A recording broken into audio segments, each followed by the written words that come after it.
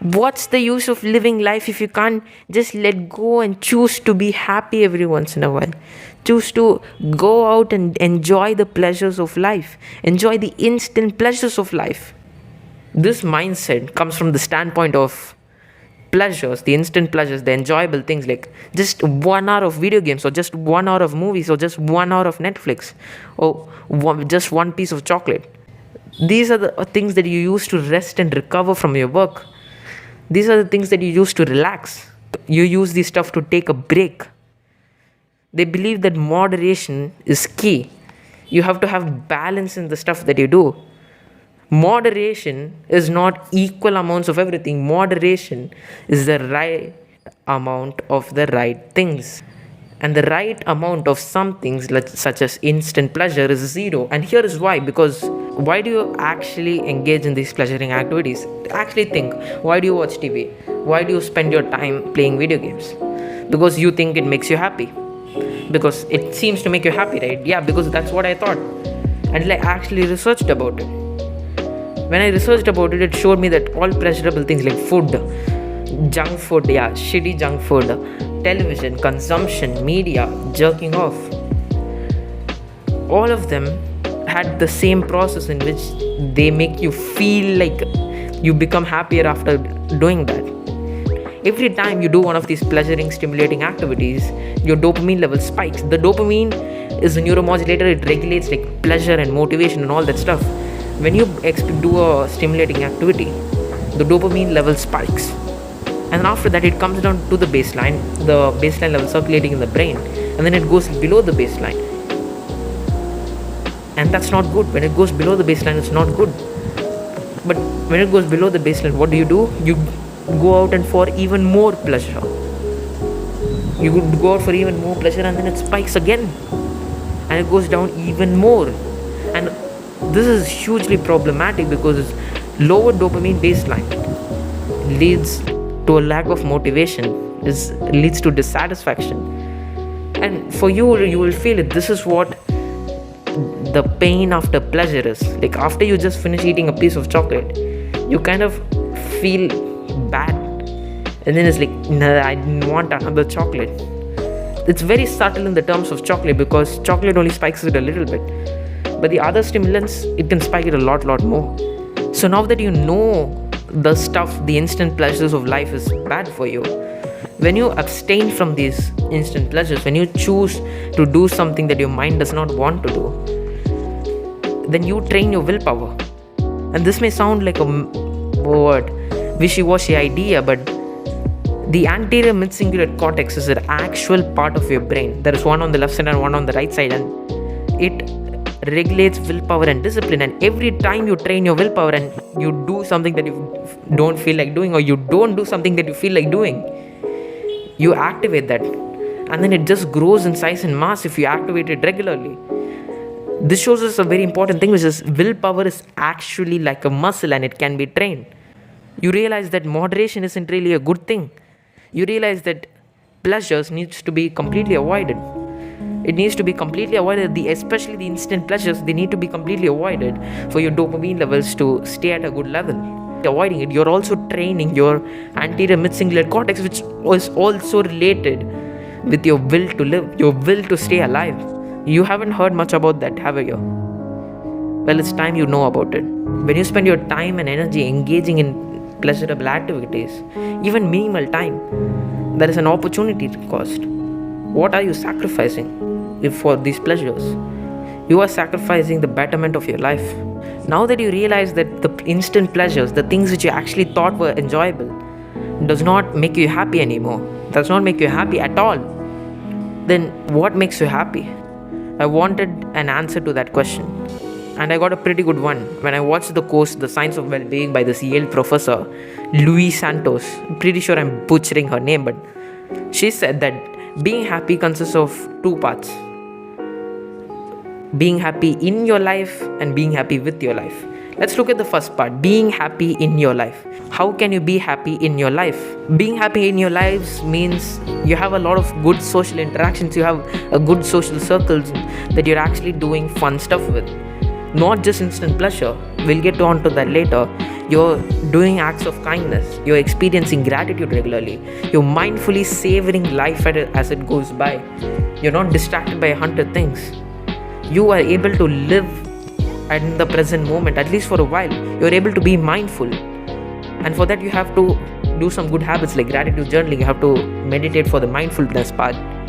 And you have to have some amount of fun in your life. The fun moments are moments in which you think about and then you just smile. You just smile, and that doesn't really happen. It's like, nah, bro, I smile when I think that I binge watched TV yesterday. No, you don't, bro. It's usually moments of social connection, social interactions where you're working with your tribe. You're working with your tribe members to build something, to work on something. Being happy in your life will also mean being consistent in the habits of sleeping properly, exercising regularly. And if you want more details about this stuff, all of it is in the Science of Wellbeing, is in that course. And we'll see about the second part right now. The second part of the equation of happiness is to be happy with your life. Okay, so how do you improve your life to the extent in which you're happy with it? Well, to do that, you have to fix your life and you have to fix the world around you. And that starts in which just look at your life. Like actually observe the things around you, look at the place around you, look at your world, look at your life in general. And ask yourself, what is the thing that bothers me the most? And you will get answers. And ask yourself, can I fix it? Can I improve it? Can I make it better? And sometimes the answer will be no, because the things you can't take action on it at the moment, and that's fine, which means look somewhere else. And when the answer is yes, ask yourself, would I be willing to fix it? Would I be willing to make it better? And sometimes, a lot of times, the things you will get is like, it's going to be inconvenient. I have to go through a lot of discomfort. I have to put in effort. I have to take action. And for that, it's like you have to discuss with yourself and motivate yourself. For example, you just look around in your life and then you're like, damn, my room is really messy. And I can actually say that because look at this stuff, bro. I can just be like, damn, my room is really messy. I need to clean it up. There's just a bunch of polythene bags there. Okay, let me spend some time cleaning my room and putting in the effort to clean this room. Can I do it? Yes, I can do it. Would I be willing to do it? I mean, I do have to go through that inconvenient task of cleaning my room, but it's like suddenly, because I spent a lot of time here, my experience just becomes nicer, and this task also plays in a role of me fixing my life. So let me just do it anyways. And then you do it. Slowly after that, it's like you just ask that question to yourself again. You might get answers like, I'm just feeling really tired. Damn, I haven't been sleeping good at all recently. Can I fix it? Yeah, sure, I can just sleep at the same time every day. I can just wake up at the same time every day, view morning sunlight and stuff. Would I be willing to do it?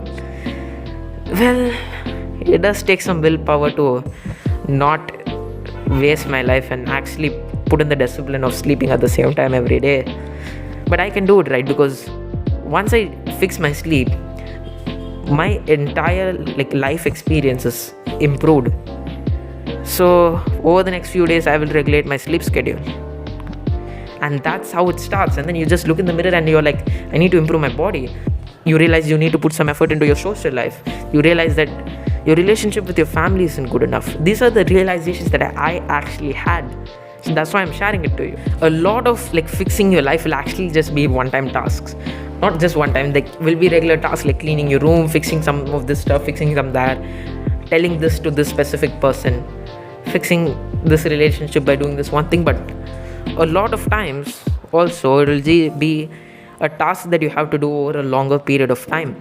Because if one of the things is I need to get an attractive body, I need to get an athletic body, it's not just something that you do one time. It becomes a goal, it becomes a layer of your purpose. Imagine this, inside of you there are just layers upon layers upon layers of purpose, and in the center you have your core life's purpose.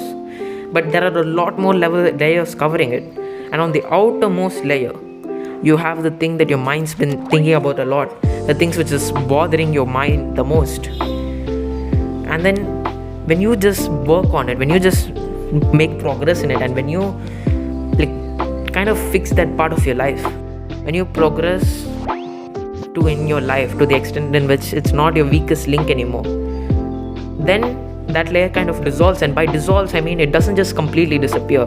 Sometimes it does. Sometimes it's like that lifestyle isn't just for me, but by dissolves, it's like it takes a backseat. Like once you have made, like achieved like a considerable amount of muscle mass, the gym takes a bit of backseat because there are other things that are calling out your attention. Probably could be that you're broke or you have no game with girls. A lot of us guys, what motivates us and what drives us to get a good physique and all that jazz is the motivation of attracting girls, because it is a very real drive that we have and we have to admit it. So it's okay for like a certain period of your life, like for a certain phase of your life, it's okay to focus your attention on getting girls. That contradicts like modern advice, doesn't it, or modern like sigma male mindset, but you can actually focus on getting girls. And when you just know that you can attract girls if you wanted to, that layer dissolves. I mean, dissolves means just it takes a backseat and you have to figure out the next layer. And as you go deeper and deeper down to the core, at first it's just the basic necessities of your life, the things which are bothering you the most, the things that need to be fixed immediately. And pleasure, instant pleasure, is what distracts you from the things which are shouting, which are calling you to put some work on it. But as you get deeper and deeper, it becomes more and more meaningful to you than just basic necessities. For me, it was starting this YouTube channel. It's like I did so much stuff to fix my life, to improve it, to become the person I am today. And I figured out a lot of stuff. Can I help people? And impact their lives? Can I provide so much value to people? And the answer is yes, I can. Would I be willing to do it? Well, I did procrastinate starting this channel a lot. But then I just did it. I did it anyways, and I am so happy that I did it, because now I'm able to provide value to the people that are watching this channel. I'm able to provide value to you. And if you're liking the content so far, it would make my day if you just hit the subscribe button, because I'm trying my best to provide value to you. I'm going through so much discomfort to provide value to you because it provides meaning to me. I mean, technically, the purpose model isn't perfect. That layers of purpose, that model isn't perfect, because I don't really think that there is a core purpose in the center. It just gets deeper and deeper as you go towards the center. But I don't think that really is like a center purpose, that if you just achieve that, you just receive enlightenment and bliss and freedom. And I don't think that's really a thing, that you just get to purposes which are more and more meaningful to who you are as a person. All models about life are wrong. It's just that a lot of these models are useful, and this is one of the most useful models you can have. I have made a more detailed video about making progress in your goals and achieving the things that you want.